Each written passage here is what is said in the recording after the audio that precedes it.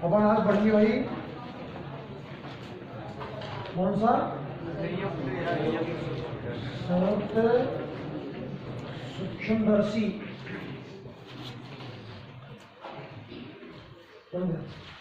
कल अपन ने सरल पढ़ लिया था ना, संयुक्त का मैं आपको डायग्राम बना चुका था शायद, बस अब उसमें से एडजस्ट करनी चीजें देखिए। डायग्राम बहुत बढ़िया था, इसका प्रैक्टिस किया आप लोग घर पर। कितने लेंस होते हैं? दो।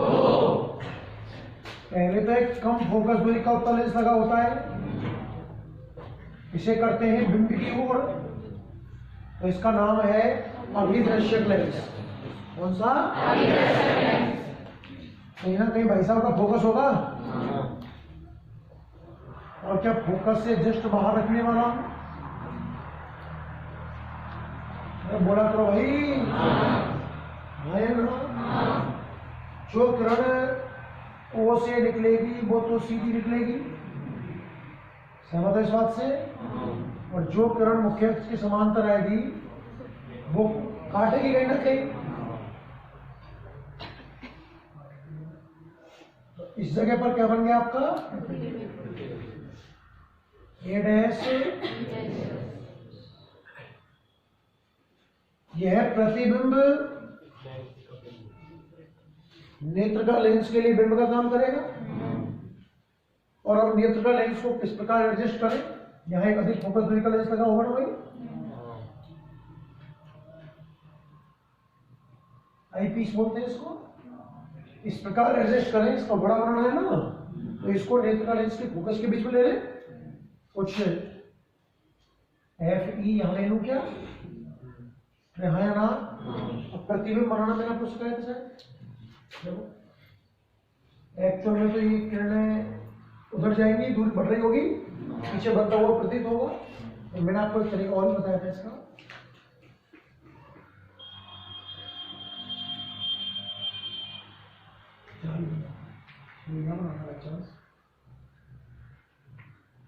ये ए डबल डैश,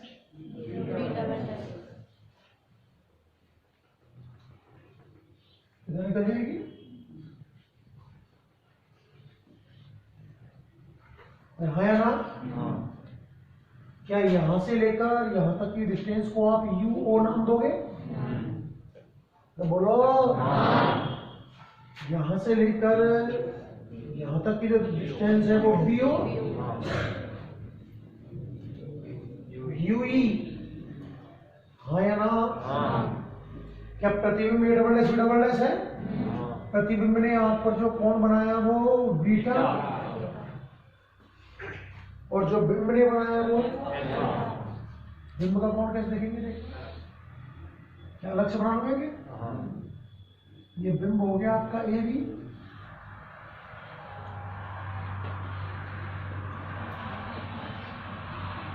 और ये कोण हो गया आपका। समझ में आया नहीं आया? बनावट हो जाएगी इस तरीके से। सुना बात सुन एक बार। धातु की बनी हुई एक लंबी बेलनाकार नली होती है, एक सिरे पर कम फोकस दूरी का उत्तल लेंस लगा होता है, इसे वस्तु की ओर किया जाता है, इसका नाम हो जाएगा अभिदृश्यक लेंस।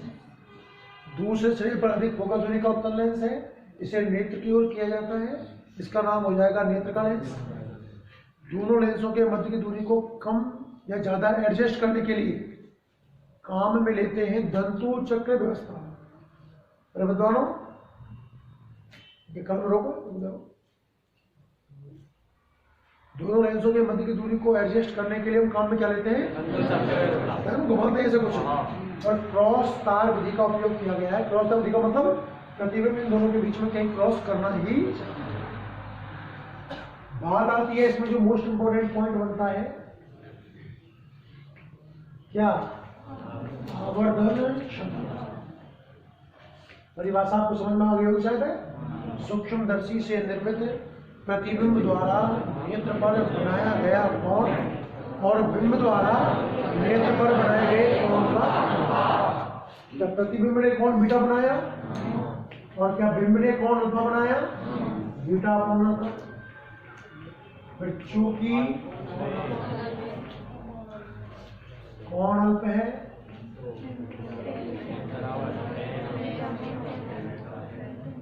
tan बीटा अपॉन, अरे हाँ या ना, दोनों के मान निकाल।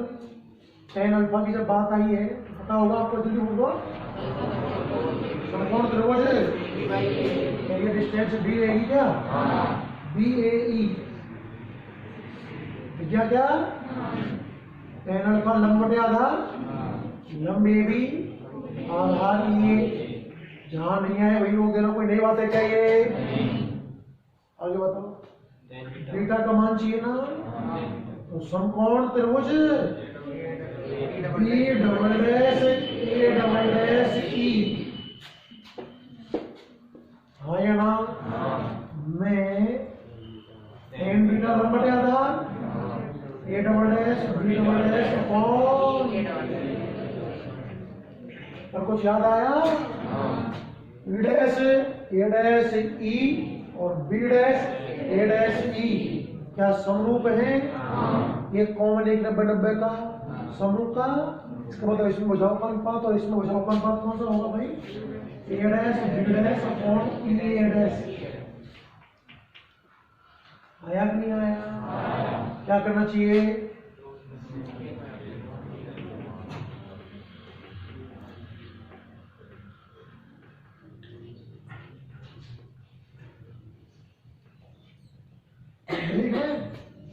m इज इक्वल टू क्या, tan बीटा हो गया आपका A dash B dash upon E A dash, आया ना, और tan अल्फा हो गया आपका E अपॉन E B, नहीं आया क्या भाई? तो क्या m बराबर, ध्यान से देखो, A डैश B डैश का मान हमें नहीं पता ना, A B का मान पता है, इनको तो बाहर रख लो।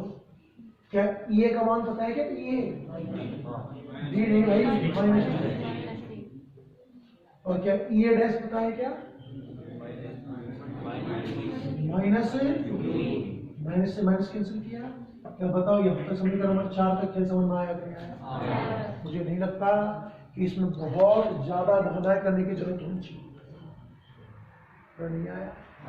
सरल में समझ आ गया था ना? सरल में नहीं आया तब भी नहीं आएगा, इसलिए समझाना ही बेकार है। आगे देखिए, अब कुछ नई कहानी याद है हमें। A dash B dash upon A B का मान निकालना है। कैसे? आप याद करें, जब मैंने आपको दर्पण समीकरण बताया था और लेंस समीकरण बताया था, तो मैं 1/A डैश B डैश का मान तो निकाला 2 बार, उनको बराबर करके फिर कुछ क्या कर देते हैं, सब लोग चित्र में देखो, A भी कहाँ है, मेरा था, और A डैश B डैश कहाँ है, ये रहा।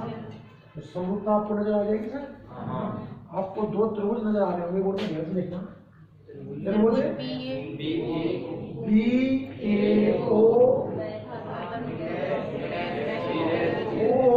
A डैश B डैश में समरूपता, समरूप है कि नहीं तो चेक कर लो ढंग से। ये भाई साहब मैं देखा, ये भाई साहब लगाए समरूपता, लंब बटे आधार लगाओ, पहले प्रोग्राम लगा दो। AB upon OA, A dash B dash upon OA dash. आपको किसका मान चाहिए भाई साहब? A डैश B डैश बटे AB का, अदला बदली कर ले क्या? A डैश B डैश बटा AB बराबर OA डैश बटे OA, A dash B dash बटा AB बराबर OA डैश कितना है देखो, OA dash, OA dash plus का भी OA माइनस कहाँ से लेके आता है, और OA माइनस का U, यहाँ पे A डैश B डैश का मान निकाल लिया। A डैश B डैश बटा AB का मान आया माइनस BO बटा,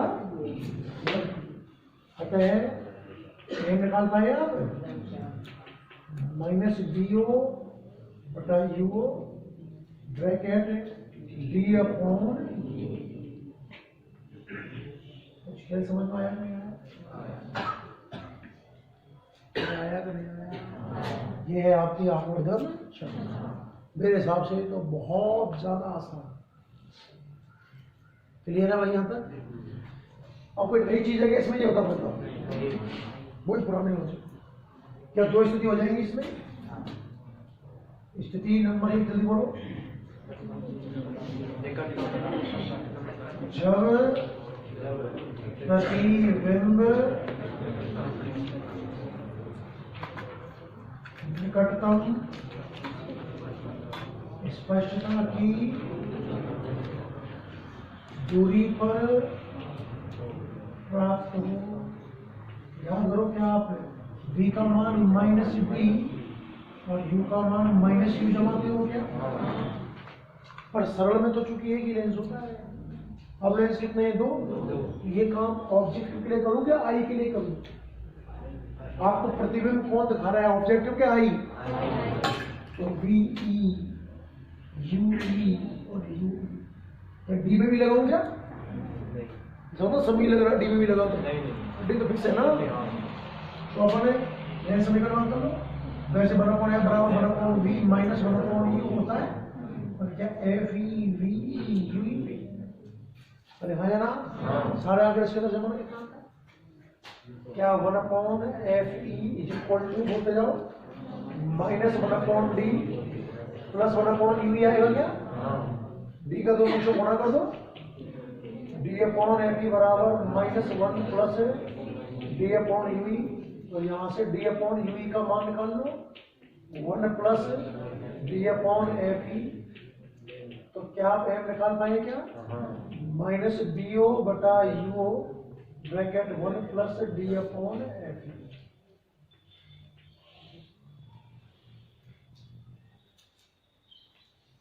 अरे आया कि नहीं आया? आया कि नहीं आया? नेक्स्ट बोलना नंबर 2। जब प्रतिबिंब अनंत पर अनंत होगा तो क्या v का मान अनंत हो जाएगा? तो u का मान माइनस यू, v का मान 1/f बराबर 1/v माइनस 1/v। 1/f बराबर 0 प्लस 1/u आएगा। d से गुणा करूंगा तो d/f बराबर d/u आएगा। m बराबर माइनस bo बटा u ब्रैकेट d/f।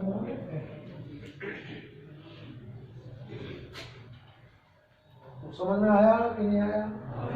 ये थी कौन सी सूत्रदर्शी? कंडीशन पूछता है तो लिखनी है, बल्कि अक्सर कंडीशन नहीं पूछता है। नॉर्मल सूत्र तो है माइनस bo बटा u ब्रैकेट d/ue। बाहर वाली चीज तो समझ रही थी, सूत्र देख रहे हो आपको d/ue जब 25 सेंटीमीटर बनेगा 1 प्लस d/f बन जाएगी। अनंत पर होगा सिर्फ d/f। ऐसा ही कुछ कल सरल में भी दो कंडीशन नॉर्मल d/u आया था, निकटतम में 1 प्लस d/f आया था, तो वहां पर d/f। समझ में आई? रफ्तार नोट करें, देख लेते हैं यहाँ पे।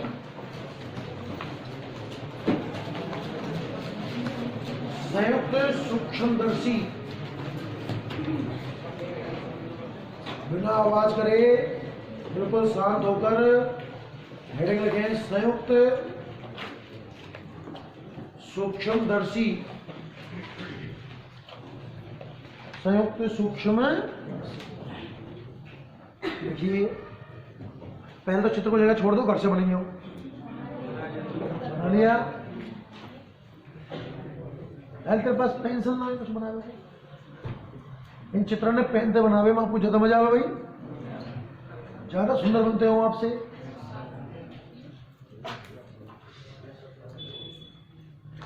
अगर आप ऐसे पेन से बना दिए तो आपसे तो महान मूर्ति कोई है ही नहीं है भाई, क्योंकि इसमें 1-2 बार तो आपको इरेज करना पड़ गया होगा शायद, मेरे हिसाब से नहीं पड़ा? कन्फर्म पड़ा, गारंटी पड़ा होगा। देखिए भाई बनावट में लिखना, इसमें धातु की बनी लंबी बेलनाकार नली होती है। बनावट में देखिए इसमें धातु की बनी लंबी बेलनाकार नली होती है,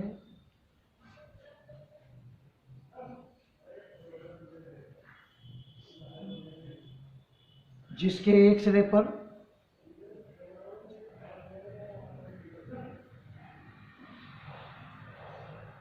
कम फोकस दूरी का उत्तल लेंस लगा होता है।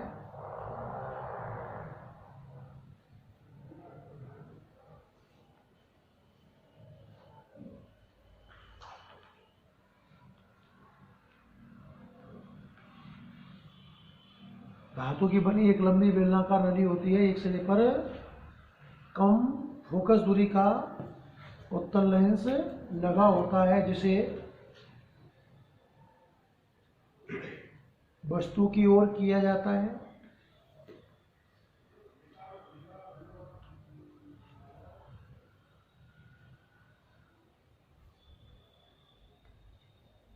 वस्तु की ओर किया जाता है। इसे अभिदृश्यक लेंस कहते हैं।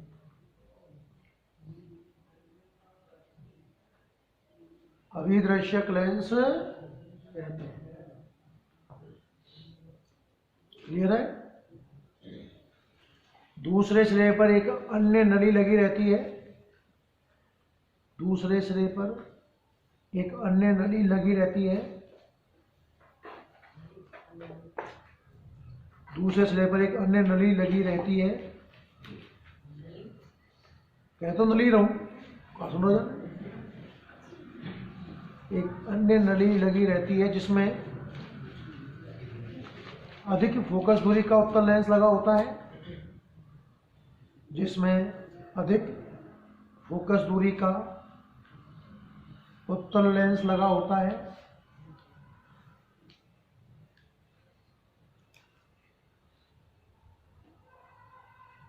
इसे नेत्र की ओर किया जाता है।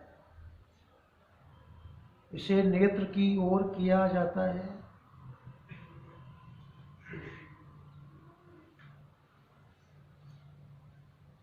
इसे नेत्र की ओर किया जाता है, जिसे अभिनेत्र या नेत्र का लेंस कहते हैं। नेत्र की ओर किया जाता है, इसे अभिनेत्र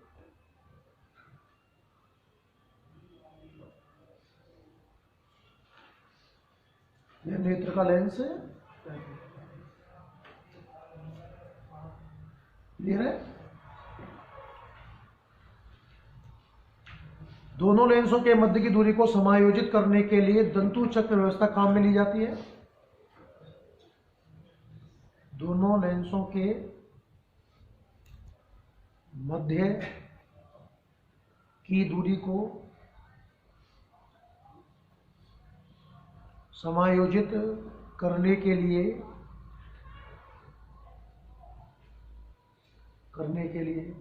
दंतु चक्र व्यवस्था काम में ली जाती है।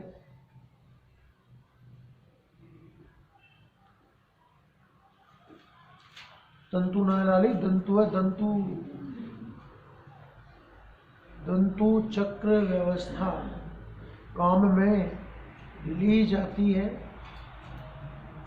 इसमें क्रॉस तार विधि का उपयोग किया जाता है। इसमें क्रॉस तार विधि का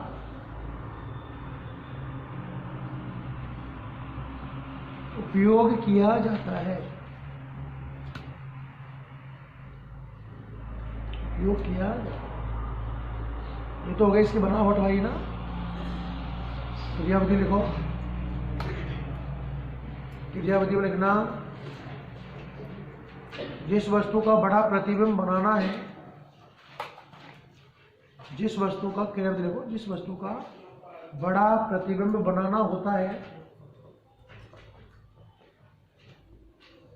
जिस वस्तु का बड़ा प्रतिबिंब बनाना होता है, उधर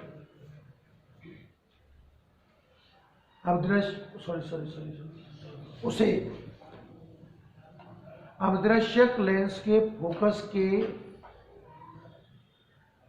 बाहर रखा जाता है। बिल्कुल बगल में, जस्ट चिपटे में एकदम ना। उसे अभिदृश्यक लेंस के फोकस के बाहर रखा जाता है,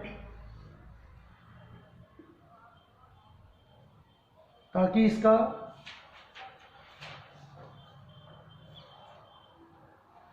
उल्टा वास्तविक बड़ा प्रतिबिंब,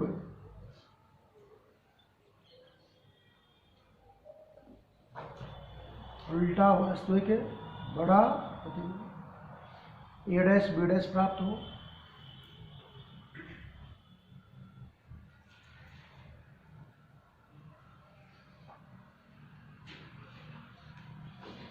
जो कि नेत्र का लेंस के लिए बिंब का कार्य करेगा,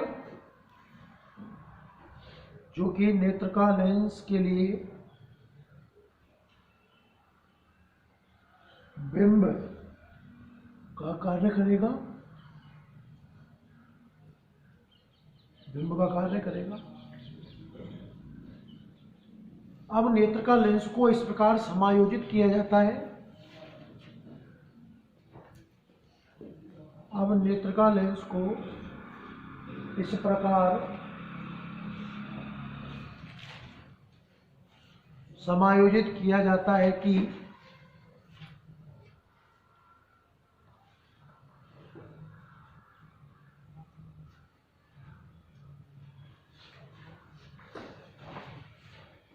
ए डैश बी डैश नेत्र का लेंस के फोकस के अंदर आ जाए, ए डैश बी डैश नेत्र का लेंस के फोकस के अंदर आ जाए,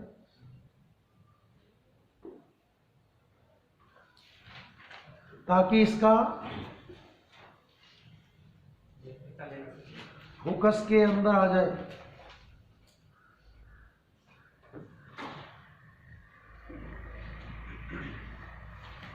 ताकि इसका, अब देखो जो ए डैश बी डैश है उसका तो A double dash B double dash सीधा है ना भाई, ए डैश बी डैश की तुलना में तो A double dash B double dash सीधा ही है, उल्टे का उल्टा सीधा हुआ ना, ताकि इसका सीधा आभासी और बड़ा प्रतिबिंब A double dash B double dash प्राप्त किया जा सके, ताकि इसका सीधा आभासी व बड़ा प्रतिबिंब A double dash B double dash प्राप्त किया जा सके।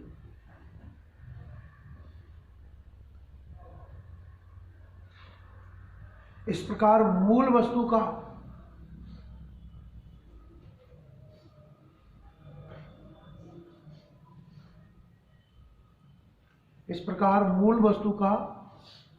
बताओ कैसा बनेगा, उल्टा आभासी और बहुत बड़ा प्रतिबिंब प्राप्त होता है। वैसे तो उल्टे वास्तविक होते हैं, पर ये तो घूम घूम के बनाया ना भाई, एक का थोड़ी पहले ने बनाया फिर दूसरे ने बनाया, उल्टा वास्तविक और बहुत बड़ा प्रतिबिंब प्राप्त होता है, उल्टा सॉरी आभासी, बहुत बड़ा प्रतिबिंब प्राप्त हो। बस हेडिंग लगे आवर्धन क्षमता, आवर्धन क्षमता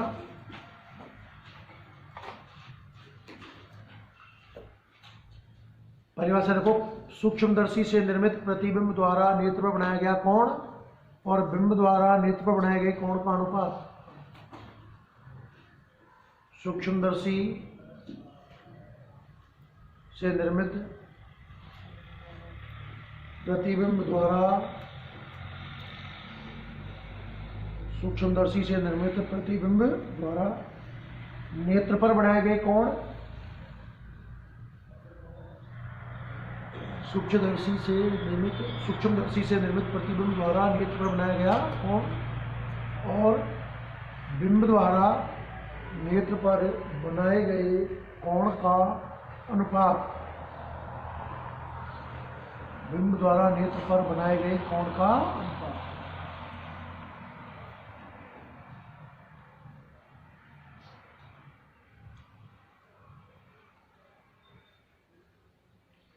सूक्ष्मदर्शी की आवर्धन क्षमता कहलाता है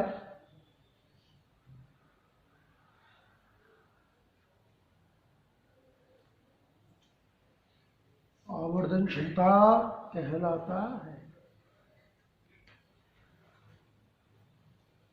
बाकी बोर्ड से जैसा लिखा है एडिटेज रफ्तार विषय पे 5 मिनट का समय है आपके पास।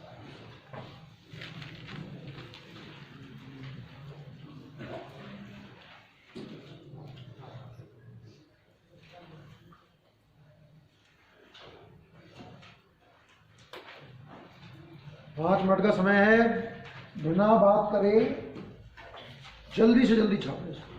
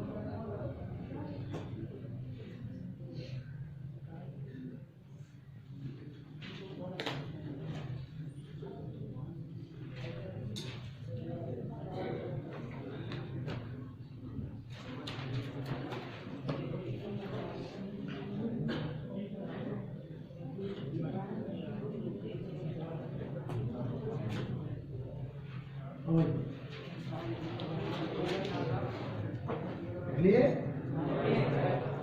थोड़ा फास्ट देखो।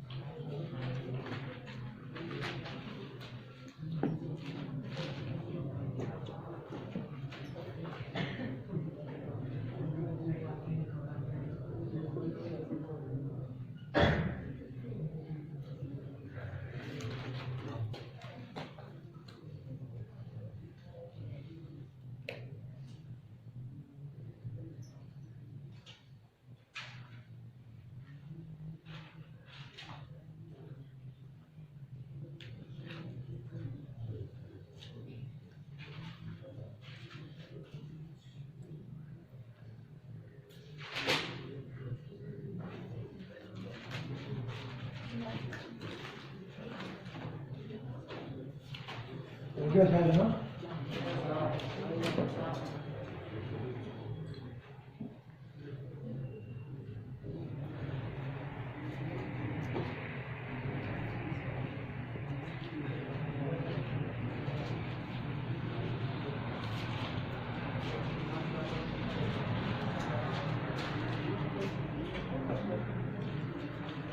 ये कहानी तो थी सूक्ष्मदर्शी की।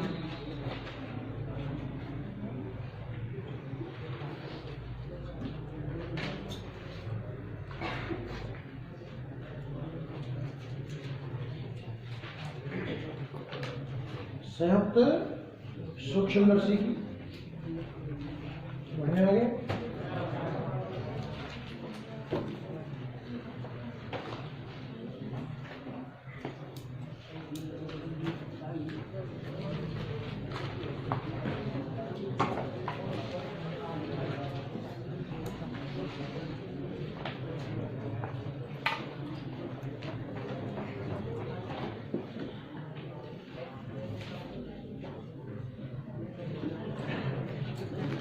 अब बात करेंगे दूरदर्शी की, टेलीस्कोप की ना।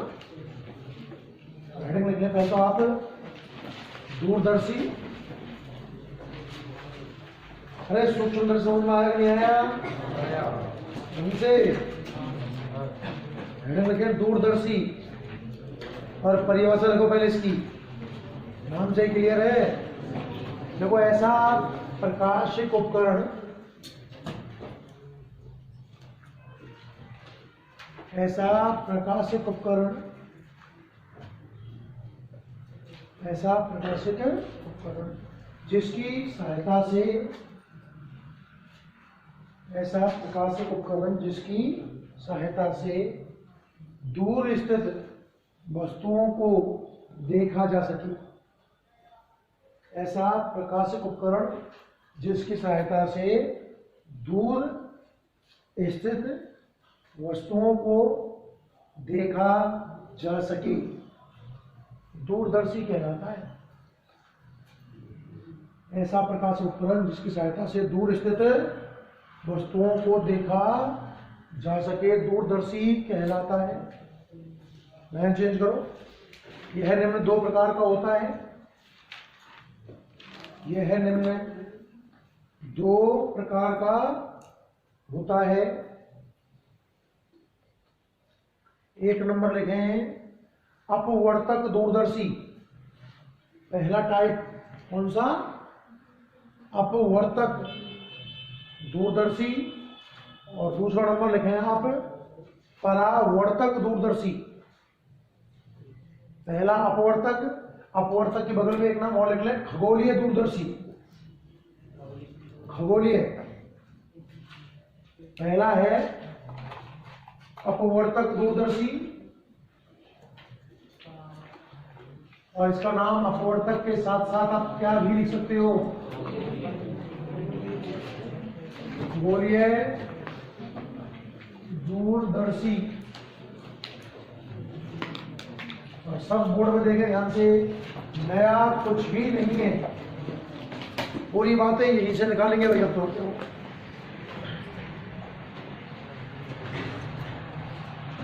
बात करेंगे हम दूरदर्शी की, इधर सब बोर्ड देखें। 15-20 बार कहूँ तब देखना भाई। वो देख शो कराओ तो नीचे देखना, कमाल।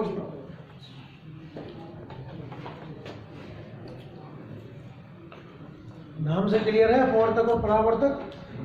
अपवर्तक में अपवर्तन हुआ होगा तो लेंस काम में लेना है, परावर्तक में परावर्तन हुआ होगा, दर्पण काम में लेना है। अपवर्तक पर रहना पर वही दो लेंस काम में आएंगे पहली बात तो, लेकिन उल्टा धातु की बनी हुई लिपि पे नली है, बिल्कुल ऐसे लिखना है। वहां लिखा एक सिरे पर पहले उधर छोटा था, इधर बड़ा था। अभिदृश्यक छोटा था, अभिनेत्र बड़ा था। किसमें?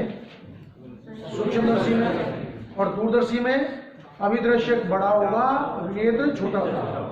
धातु की बनी हुई लंबी बेलनाकार नली होती है। एक सिरे पर अधिक फोकस दूरी का उत्तल लेंस लगा होता है जिसे बिंब की ओर किया जाता है, इसे अभिदृश्यक लेंस कहते हैं। दूसरे सिरे पर एक नली और लगी रहती है जिसमें कम फोकस दूरी का उत्तल लेंस लगा होता है, इसे नेत्र की ओर करते हैं, अभिनेत्र या नेत्र का लेंस कहते हैं। लेंसों की मध्य की दूरी को समायोजित करने के लिए दंतु चक्र व्यवस्था काम में ली जाती है। क्रॉस तार विधि का उपयोग किया जाता है। बिल्कुल एडिटिव बना बड़ा सा, छोटा बड़ा बड़ा छोटा तो हुआ है। डायग्राम देखो कैसे यहां पर लगा होता है भाई बड़ा लेंस। सबके रीजन आगे देखेंगे। ऑब्जेक्ट है ना, ऑब्जेक्ट कहाँ रखा हुआ है,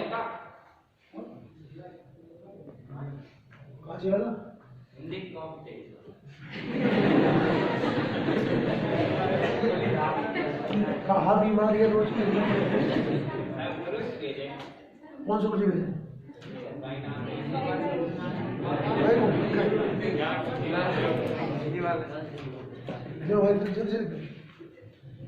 तू लंच में ले जाएगा रख रहे हैं ना, लंच में कल लंच में पहला दे भाई, देखो गए जल्दी से,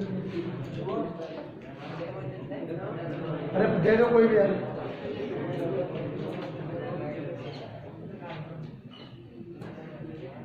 देखिए कभी क्या करते हैं तुम्हें क्या मतलब खाया हो,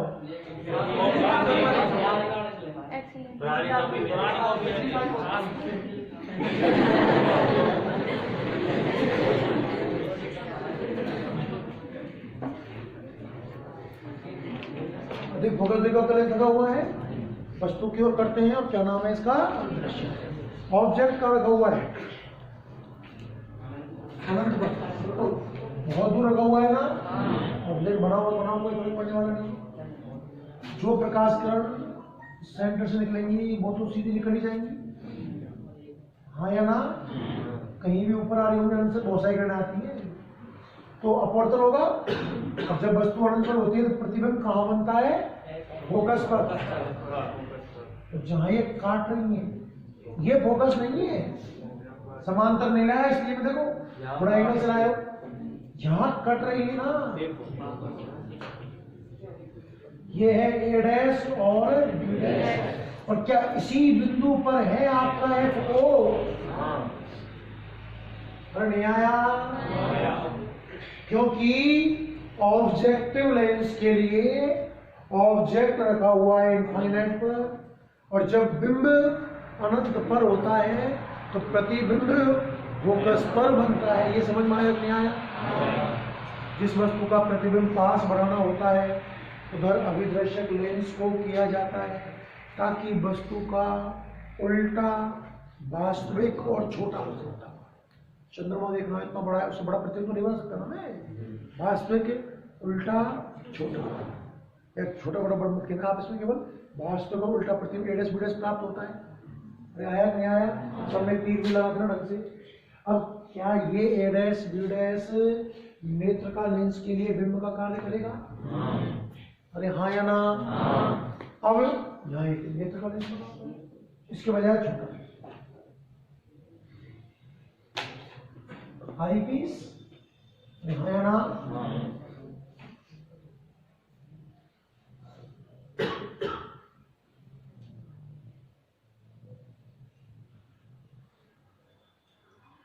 ये समझ में आया नहीं आया, अब इमेज कैसे बनाते हैं आपको पता है क्या, बिल्कुल सही होती, यहाँ से लाइन डाल के जाओ, अच्छा अब आई लेंस को इस प्रकार सेट करें कि इसके फोकस के अंदर आ जाए, अरे बोला करो, इसको यहाँ करके लगाना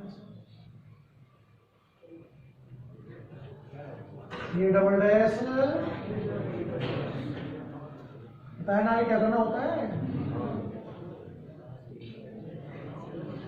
डायग्राम पर नया है क्या, नया डायग्राम क्या, यहां से यहां तक की दूरी वैसे तो वी ओ है, पर क्या ये एफ ओ है, प्रतिबिंब फोकस बराबर रहा है ना, दूरी फोकस दूरी के बराबर हो गई, ध्यान से देखना, क्या यहां से यहां तक यू ई है ना, किताब में जो डायग्राम बना हुआ है उसमें उन्होंने फोकस इसी जगह पर ले लिया, तो क्या प्रतिबिंब फिर अनंत बन जाएगा, तो वस्तु फोकस पर रखी होगी प्रतिबिंब अनंत पर बनेगा ना, उसमें कोई बड़ी बात कहानी समझ में आई, ये हो गई इसकी बना हुआ। बात करें आवर्तन जनता की तो सेम, अब इसमें सूक्ष्मदर्शी को उठाकर दूरदर्शी से निर्मित प्रतिबिंब द्वारा नेत्र पर बनाया गया और बिंब द्वारा नेत्र पर बनाया गया, क्या प्रतिबिंब ये बन रहा है क्या, तो क्या आंख को बना गया कौन बीटा ये हो जाएगा, समझना, अल्फा बहुत ध्यान से, अल्फा नया डायग्राम नहीं बना सकता, क्योंकि ये दूरी कितनी हो जाएगी अनंत, अनंत दूरी से तो डायग्राम नहीं टूट सकता है। यहाँ पर अल्फा ये बात कैसे मैं आपको एक्सप्लेन करता हूँ, ये अल्फा क्लियर होगा। इसमें प्रकाश किरण कहां से आ रही है, और अनंत से आने वाली किरण चाहे अभिदृश्य पे बना दे, चाहे उससे 2-4-5 सेंटीमीटर दूर चलकर अभिनेत्र पर बना दे, कोई फर्क पड़ेगा क्या? अनंत से आ रही है किरण। आप कहोगे साहब सूक्ष्मदर्शी में क्यों फर्क पड़ रहा था? अरे वहां तो सीमित दूरी है ना भाई, हमारे पास सीमित ही खजाना है, 2-4-5 लाख रुपए, और तुम उनमें से 1-2 लाख रुपए खर्च कर दो, कम फर्क पड़ेगा साहब? अनलिमिटेड कमरा भरा होता है ये लोगों से, खर्च करने के साथ कोई फर्क नहीं पड़ता। कंपैरेटिवली बात कर रहा हूँ मैं, सूक्ष्मदर्शी में ऑब्जेक्ट सीमित दूरी पर होता है, तो उसे जो कोण बिंब पर बनेगा और सॉरी ऊपर बनेगा और नीचे बनेगा वो डिफरेंट होंगे, पर इसमें तो प्रकाश किरणें कहां से आ रही हैं? और अनंत से आने वाली किरण यहाँ बनाए चाहे यहाँ बनाए कोई फर्क है? ये भी अल्फा समझ में आ गया होगा। सेम लाइन समकोण त्रिभुज अल्फा का मान कैसे निकालूंगा? अल्फा का मान निकालूंगा मैं OA' B' और त्रिभुज से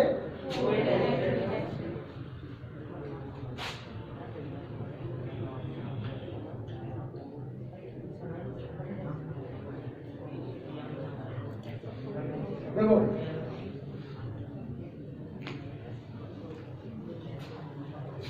आवर्धन क्षमता की परिभाषा वही रहेगी क्या? है ना, अल्फा बीटा निकालने वही सेम। तो समकोण त्रिभुज कौन सा लगाऊं? O A' लगाया tan अल्फा, लंबा आधार क्या लंबे A' B' और आधार क्लियर है भाई? बीटा कौन से निकालना है मुझे? समकोण त्रिभुज B' A' E में B' A' E tan beta लंबा आधार, वैसे तो A' B' अपॉन E' होता, पर क्या ये A' B' अपॉन E' होगा? थोड़ा बहुत बोला था क्या? हाँ या ना?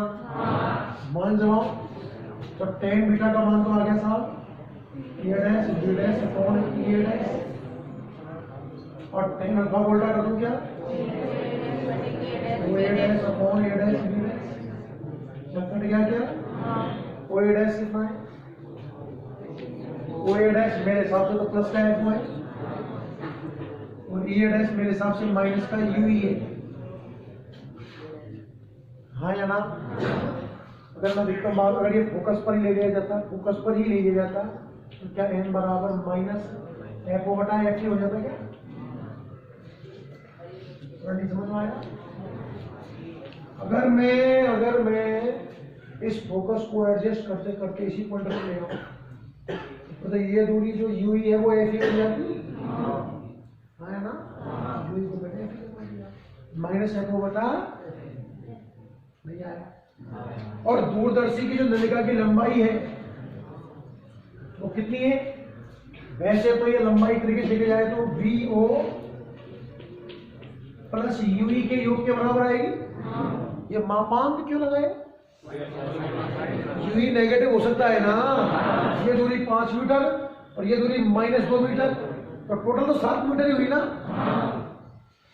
दर्पण समीकरण वगैरह लगाते हैं तो चिन्ह जमाऊंगा, ऐसा चिन्ह आ रहा होगा चिन्ह नहीं जमाऊंगा। और मैक्सिमम लंबाई कितनी हो जाएगी आपकी? FO प्लस दोनों सूत्र समझ में आए कि नहीं आए? तो याद कर लेना, m बराबर -F/F और l बराबर FO प्लस है। एक बात और याद रखना, सूक्ष्मदर्शी की आवर्धन क्षमता धनात्मक होती है और दूरदर्शी की आवर्धन क्षमता ऋणात्मक होती है। एक बार जल्दी से नोट करना।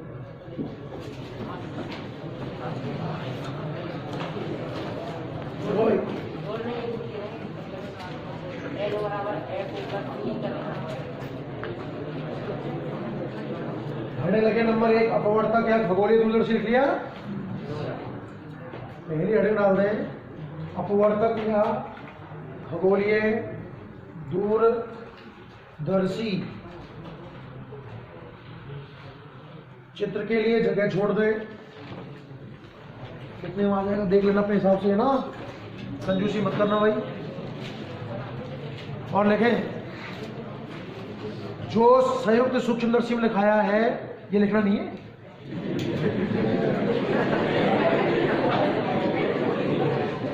बता रहा हूं भाई, जो संयुक्त सूक्ष्मदर्शी में लिखाया है ना, लगभग 99% वैसा है। रफ्तार में लिखा, इसमें धातु की बनी एक लंबी बेलनाकार नली होती है, इसमें धातु की बनी एक लंबी बेलनाकार नली होती है, धातु की बनी एक लंबी बेलनाकार नली होती है,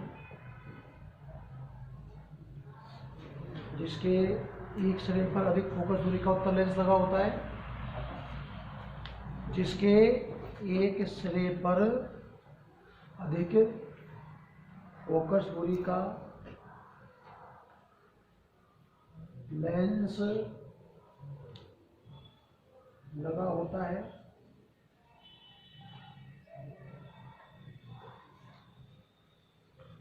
एक सिरे पर अधिक फोकस दूरी का लेंस जिसे वस्तु की ओर किया जाता है, इसे अवदृश्यक लेंस कहते हैं। इसे वस्तु की ओर किया जाता है,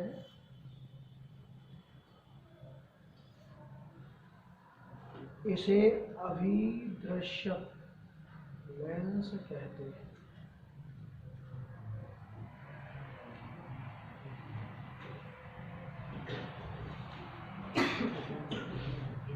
ठीक है।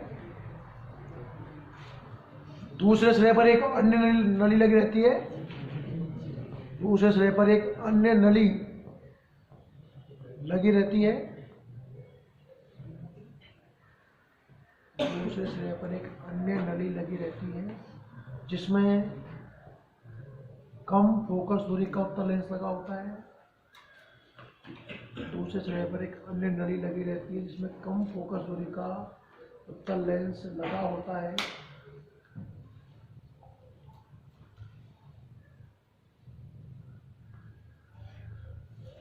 इसे नेत्र की ओर किया जाता है, इसे नेत्र की ओर किया जाता है, जिसे अभिनेत्र या नेत्र का लेंस कहते हैं। दूसरे सिरे पर एक अन्य नली लगी रहती है, इसमें कम फोकस दूरी का उत्तल लेंस लगा रहता है, इसे नेत्र की ओर किया जाता है, जिसे अभिनेत्र या नेत्र का लेंस कहते हैं। दोनों लेंसों के मध्य की दूरी को समायोजित करने के लिए, दोनों लेंसों के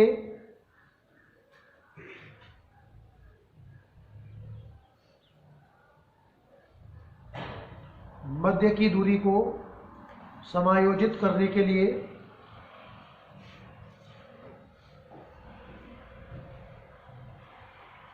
तंतु चक्र व्यवस्था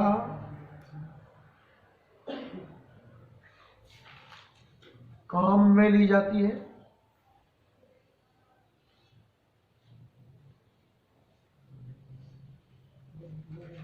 दोनों लेंसों की मध्य की दूरी को समायोजित करने के लिए तंतु चक्र व्यवस्था काम में ली जाती है। इसमें क्रॉस तार विधि का उपयोग किया जाता है, इसमें क्रॉस तार विधि का उपयोग किया जाता है।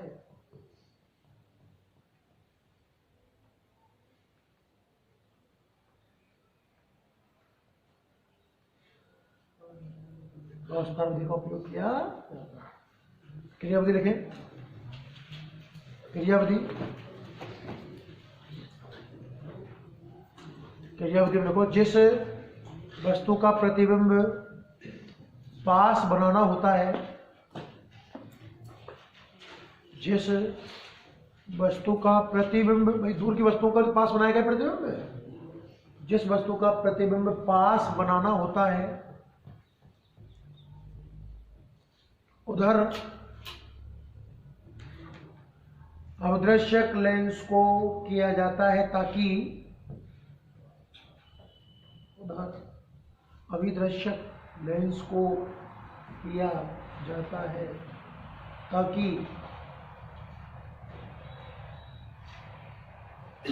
वस्तु का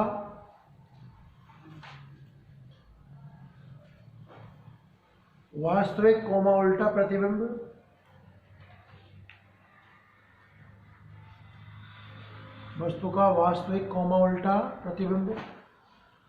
अभिदृश्यक लेंस के फोकस पर प्राप्त हो, ताकि वस्तु का वास्तविक व उल्टा प्रतिबिंब अभिदृश्यक लेंस के फोकस पर प्राप्त हो।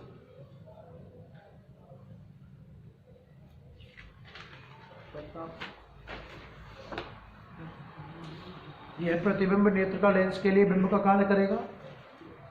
यह प्रतिबिंब मतलब एडस बीडस की बात कर रहा हूं मैं, नेत्रिका लेंस के लिए बिंब का कार्य करेगा।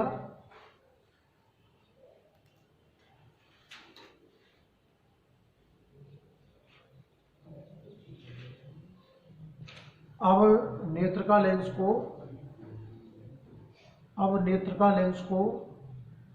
इस प्रकार समायोजित किया जाता है कि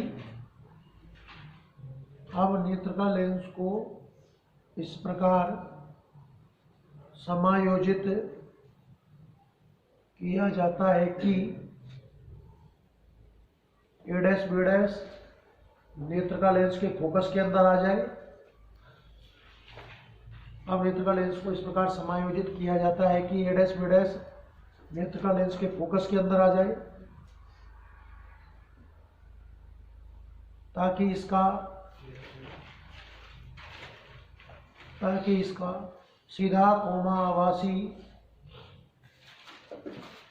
प्रतिबिंब A double dash B double dash बनाया जा सके, ताकि इसका सीधा कोमा आभासी प्रतिबिंब A double dash B double dash बनाया जा सके।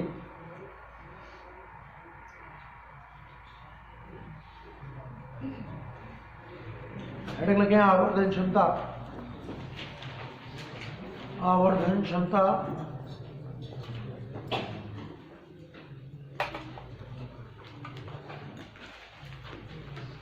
और आवर्धन क्षमता में लिखो दूरदर्शी से निर्मित प्रतिबिंब द्वारा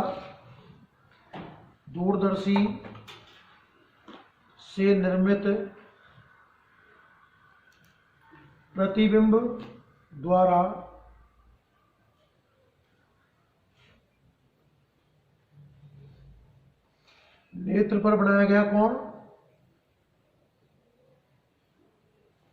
दूरदर्शी से निर्मित प्रतिबिंब द्वारा नेत्र पर बनाया गया कोण तथा बिंब द्वारा नेत्र पर बनाए गए कोण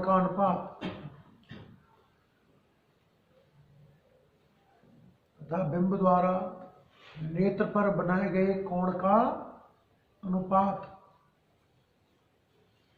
दूरदर्शी की आवर्धन क्षमता कहलाता है।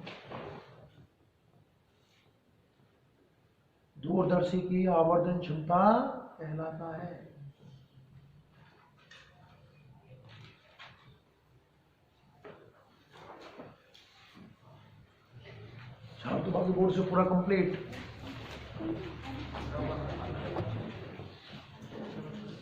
छापो 1.5 मिनट है, उसके बाद छापने की रफ्तार में लिखो। हाँ कितना सा है?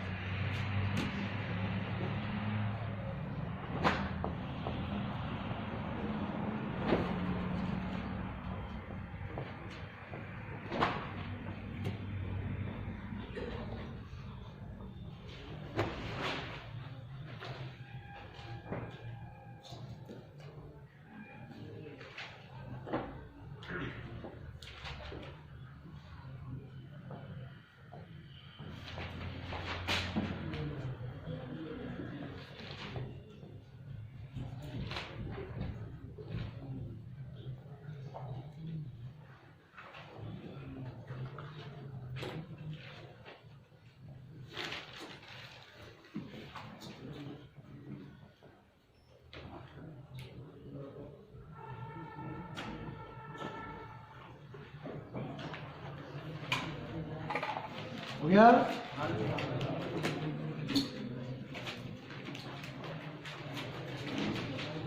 दो तीन एग्जाम्पल हैं, देखना ध्यान से। एग्जाम्पल नंबर 11.23 तो काटना है ना, करना नहीं है क्योंकि नेत्र का क्वेश्चन है और नेत्र सिलेबस में से हटा दिया गया है भाई ना। 11.23 नहीं करना है। पेज नंबर 271 पे, जिनके पास बुक है वो निकाल ले भाई। पेज नंबर 271 निकाल लिए। और सुनो, कल का काम सुन लीजिए। चैप्टर नंबर 11 के पूरे क्वेश्चन, चैप्टर नंबर 17 और 16 के भी पूरे क्वेश्चन आप घर से प्रैक्टिस करके आओगे। कल की क्लास में, कल शनिवार है ना, 17वां, 11वां, 16वां तीनों चैप्टर में जो भी आपको डाउट हो कल उसी क्लास रहेगी। लगभग चैप्टर समाप्त है, मुश्किल से 15-20 मिनट का है। कल आते करा दूंगा इसको पूरा, जो भी आपके क्वेश्चन होंगे उनको बताएं। एग्जाम्पल नंबर 11.24 देखिए। अरे मैं पढ़ रहा हूँ, एक मिनट, एक नोट और लगाइए भाई, एक नोट और लगाइए और लिखिए कि सूक्ष्मदर्शी की आवर्धन क्षमता ऋणात्मक, सूक्ष्मदर्शी की आवर्धन क्षमता धनात्मक,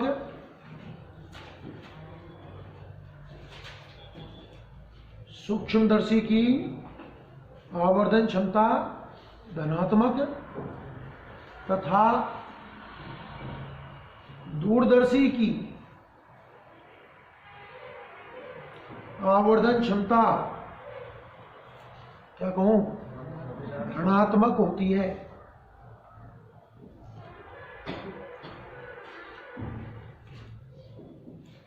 मैं क्वेश्चन बोलता हूं, आप सुनना है ना। 11.24 आवाज ना जाएगा। एक खगोलीय दूरदर्शी की रचना सामान्य समायोजन में आवर्धन क्षमता 50 के लिए की जानी है। नलिका की लंबाई 102 सेंटीमीटर है। अभिदर्शक और नेत्रिका की क्षमता क्या होगी? सुनो ध्यान से, सवाल सूक्ष्मदर्शी का है, दूरदर्शी का है? बोलो। एग्जाम्पल 11.24 है क्या? क्या आपको आवर्धन दी हुई है कितनी? 50। तो 50 लेंगे हम तो। अरे दूरदर्शी की आवर्धन क्षमता ऋणात्मक होती है। इधर देखो बोर्ड पे, इधर देखो। और नलिका की लंबाई दे रखी है 102 सेंटीमीटर। अभिदर्शक की क्षमता का मतलब होता है भाई शक्ति, और अभिनेत्र की शक्ति ज्ञात करनी है। कैसे करते? हम जानते हैं कि एम का सूत्र हमारे हिसाब से तो होता है माइनस एफओ बटा एफई। अरे होता है क्या? माइनस ने माइनस को मार दिया, वर्ष गुणा किया, तो क्या एफओ का मान 50 एफई आया? हाँ या ना? नलिका की लंबाई हमारे हिसाब से होती है एफओ प्लस एफई, जो 102 सेंटीमीटर है। अरे बोलो, क्या एफओ की जगह 50 एफई और एफई क्या मन एफई बराबर 102, तो क्या एफई बराबर 2 सेंटीमीटर? हाँ है ना? और जब एफई 2 सेंटीमीटर है तो क्या एफओ 100 सेंटीमीटर मल्टीप्लाई होगा ना? एफई और एफओ निकाल लिए और निकाल ली पावर है, तो पावर का सूत्र जानते हो 1/f और 100/f है ना? तो पीई सेंटीमीटर में ना, तो 100/FE, 100/FE मतलब 100/2 मतलब +50 डायरेक्ट। और पी ओ की बात करें